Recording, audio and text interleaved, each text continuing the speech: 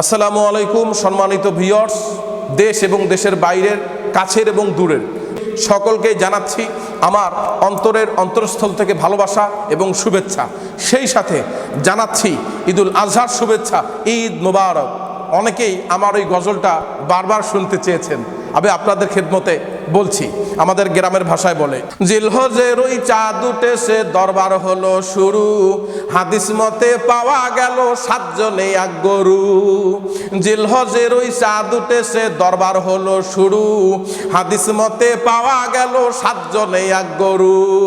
7 জনে কুরবানি দিবে ঠিক করেছে ভাই, 7 জনে কুরবানি দিবে ঠিক করেছে ভাই।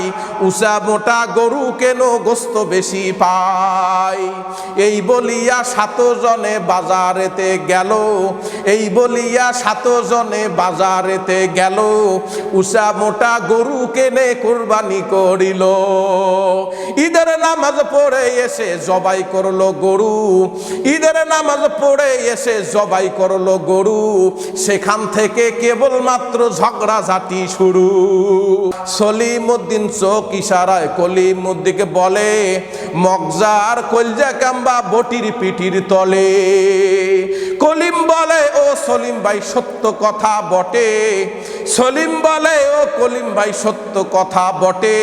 খালি খালি হার দেখুন তার সিনা গেল কোটে।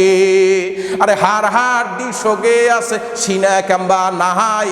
আরে হার হাড্ডি সোগে আছে, সিনা কাম্বা নাই। গবরা বলে, বিদেশেতে চালান হইছে ভাই। আরে ভুইয়া বলে, গবরা কিন্তু ঝগড়া লাগা জহাম। আরে ভুইয়া বলে, গবরা কিন্তু ঝগড়া লাগা জহাম। নিজের ভাগাত বেশি ফেলায়, পরের ভাগাত কম। আরে এই বলিয়া ঝগড়া ঝাঁটি লাগলো পিটা পিটি, এই বলিয়া ঝগড়া ঝাঁটি লাগলো পিটা পিটি। কেউ বা এসে করে রে ভাই গোস্ত সিটা সিটি। আরে 7 ভাগে কোরবানি দিয়া এ কি হলো দশা, 7 ভাগে কোরবানি দিয়া এ কি হলো দশা। একেবারে মিটে গেল গোস্ত খাওয়ার আশা। আরে এমন কামার না করিম নাকত কালি ভাই, এমন কামার না করিম নাকত মাটি ভাই। যা হবার তা হয়ে গেছে, চলো বাড়ি যাই।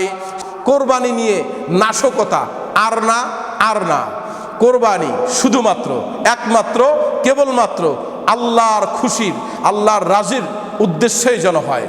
সবাইকে জানাচ্ছি ঈদুল আজহার অগ্রিম শুভেচ্ছা। ঈদ মোবারক।